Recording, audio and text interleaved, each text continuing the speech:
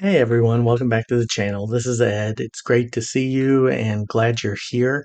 As always, please, if you like the work I do, like, subscribe, uh, let me know what you'd like to see happening on the channel.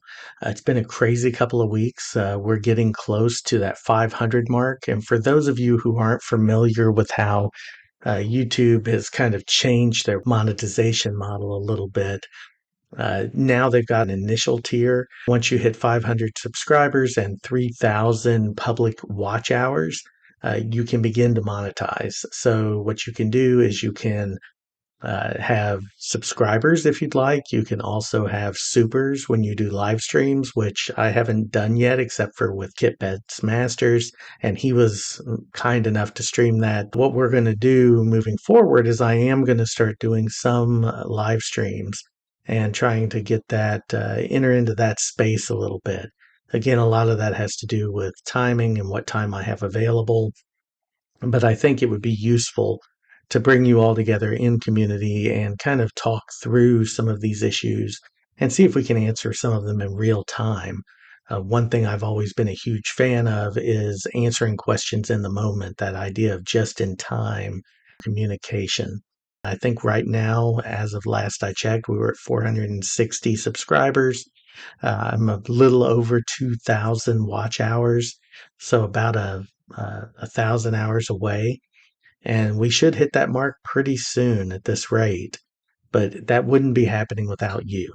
So I just wanted to say thank you for that before we get started with what's on the docket for today. But I thought it was really important that I point that out. So what are we going to talk about today? Well, we're going to do a few little tips and tricks with the Supernote platform. My last video was very well received about using this for academic purposes. There was a really interesting Facebook group discussion around the Supernote and using this for a comprehensive exam. And I'll try and post that down in the description just for you to see. Someone put a tube of chapstick next to the printout of their comp exam portfolio, and you can just see how much paper there was. And they talked about how they used the Supernote to be able to take notes. Now, someone in the comments asked, rightly so, well, why did you print it out? And unfortunately, not all of academia is kept up with the modern world. A lot of things we still do are on paper, specifically when it comes around doctoral work and studies and research. My guess, and I haven't been corrected on it when I mentioned it in the chat, was that they had to print that out. I know when I did my comp exam, I had to print out a total of 4 copies. I had to print out a copy for each of the examiners. I had to print out and have a copy for myself on hand. And then I had to print out one for the department to stay there as part of like a collection of comp exam portfolios. So that's kind of why I think the point was being made, how much more paper could have been saved had I not had to do this. But again, I don't want to speak for anybody, but it was such an awesome visual that I thought it was worth noting. And it got me thinking more and more about how would I use this in the academic setting beyond what I normally do, which is teaching, which is meetings, attending meetings, brainstorming, learning objectives, all these other things that I do as part of my daily work. But what about for really intentionally taking this into what I had hoped to do a long time ago, which was the research realm and maybe even the portfolio, the portfolio itself, because there's so many things that we rely on the digital world and we type all of this out and we put it in there. But what about hand annotating or being able to embed comments or being able to do both? This idea of taking and combining a PDF. So we're going to look at a few of those things today, and hopefully that'll give you some ideas on your own of how you might want to do this, and we can kind of go from there. Without any further ado, let's get started. Okay, so here we are. We're going to look at a little bit of what I was talking about. So there's some other files in here, but one of the biggest things you're going to see here at the top are going to be the portfolio I did back in 2014. And then you're going to see this comprehensive exam. For the comprehensive exam, what you're going to see are mostly PDFs, and I showed some of these last time. This would be where the research was for the portfolio, all of the different references and scholarly articles that were part of that portfolio, and kind of how you organize that to get everything ready. And you can see here that there are some different, like the PowerPoints actually in here from the portfolio as well. But what we're going to look at mainly is going to be the portfolio itself. And for those of you who may not be familiar with a portfolio, because I know that can mean different things, a lot of times when we think of a portfolio, we think of creative work such as photography and art and people who do paintings and different things. But the writing portfolio can be a very useful and very important tool to help you really engage, synthesize, and then connect with the material. This is really where you start to look at, how do you take this information and synthesize it in a broader way? And just a real quick kind of show of that, and we'll go into one of the papers because you'll see here this says organizational learning paper. So when you go into the paper, and I was actually in this the other day, but you can see all of the different versions that were here. And that just lets you know how many times this particular paper was revised before it was included in the portfolio. How could this be used to help organize different pieces? So, for example, all of these are going to be labeled with an O1, O2, O3, depending on what they are referencing and what part of the portfolio they're in. So that's a file naming convention. Obviously, some of these other things were attachments, so they weren't in the naming convention. But the idea being that here are all of these different activities that you did as part of this process. Now, the thing that I think is really interesting and where the Supernote could provide a ton of value here is that you can go into any of these PDFs and now mark those up. So you'll notice they have very high page numbers, even though this is only a 2-page document. It was showing page 209 on the portfolio itself. Again, that's a naming convention. But as I'm going through proofreading this, obviously I can go, wait a minute, is that the right page? Is something off? And then I can go back and fix that. I could also add comments into this portfolio as well. I could trim it like we looked at last time to make it look a little bit better. I could go through and do the annotations. I could use bookmarks.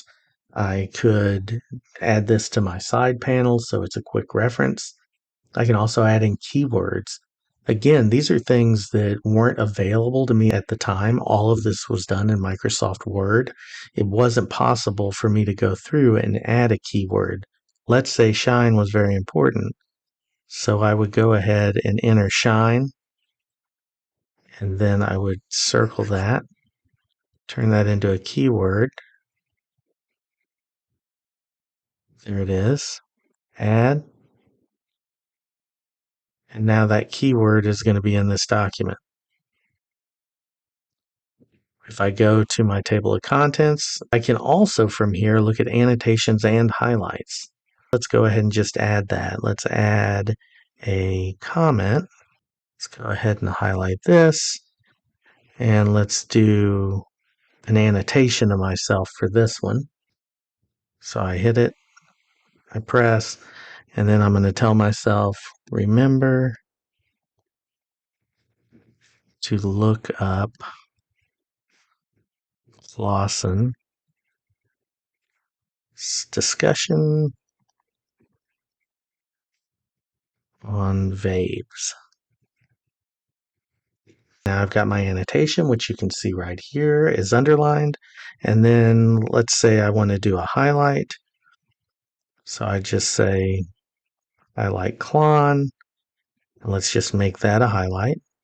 Let's look at Greenleaf. Say I want to go more into depth on Greenleaf. Maybe I want to add in some kind of a comment here on Greenleaf. So, the father of servant leadership. I hit save. Now, when I go to this same table of contents, there's my keyword, there's shine. There's my annotation, and I can go directly to it. And then here is my comment and my highlight. So they both come in that same way. You can imagine this in a larger document. I happen to pick one of the smaller documents for this. The amazing thing about this that I wish I'd have had when I was doing this research. Let's say I go out and I want to search for shine. Now I will say keywords and I will write in shine. And there it is. And I hit search. And there it is. How cool is that? So you can actually put those keywords in and show it all throughout all of your different notes and files. And you can limit it based on what type of file you're looking for as well. So I could say that I only want to look in PDFs. And that would shrink that footprint down even more. I could say I want it to be all formats, which is what it's currently set on. And of course, Shine's only been used once, so that's why he shows that way. You can also search by star marks and by handwriting recognition. I created a new note, and I'm going to call this, I've already called it down here, Portfolio Test Note. Test note. And usually I date all of these, but I'm not going to do that for purposes of demonstration. And I am going to turn that into a heading. And then what I'm going to do is I am going to create a link. So I'm going to insert a link, and I am going to use the file name in this case. I'm going to look at recent files, and then we'll go to that first one that has the other links in it. And so here is my link. Now I can easily go between the two things. I actually get the press on there. And now I'm going between the note and the PDF. I can slide down over here and I can go to last open note. And now I'm right back. Or I can also hit the back arrow here in the bottom. And that will take me right back. Either way, I can get to both of these. Now, what I want to show you next is a really cool way to be able to combine these. So let's say this is a note that I've already had some text on and I wanted to add it in. Maybe it was notes from a meeting, maybe it was notes from a discussion, and I want to add this in as an exhibit to the portfolio. Before, what I'd have had to have done would be to scan that exhibit, convert it into a PDF or a JPG, and then pull it into Word. Now I can just export this as its own PDF. Right here, I'm going to hit export. I'm going to say I want it to be to PDF. I'm going to hit export. I'm going to say I want it to be vector, and I'm going to let it go. I go back to my document, and I say, okay, I want to export this as vector. Say for the heck of it, I want my writing to be in blue. So I go ahead and do that. And then I want all pages instead of just customizing it. And I hit OK. We've switched over to the cloud and to show you where these files land once you hit that export function. So I've gone to the Supernote cloud. I've got my two files right here. I want to go ahead and download those. So I'll go ahead and click and then I'll hit download. And you'll see those both come right in here. Yes, I want to allow both. And I want to select both of these, and I use Adobe Acrobat for my editing and combining files. You can use a lot of different editors for this. It's just the one I happen to have. And I will drag those both in here, and then I just say combine files. So now we'll go ahead and pull this up, and you can see there's my comment or my comment right here. There's my annotation, and there is my highlight. So all of that is right there for review. And you can see that the Greenleaf comment did actually come in and say over here, the father of servant leadership. When I go to the end, here's my test note right there where I left it. Now the link will not work unless it's to an external document, but if it is to an external document, this would be a live link. So if you wanted to add in different links to go out beyond the portfolio, you could do that here as well. I will see you in just a minute for some closing thoughts.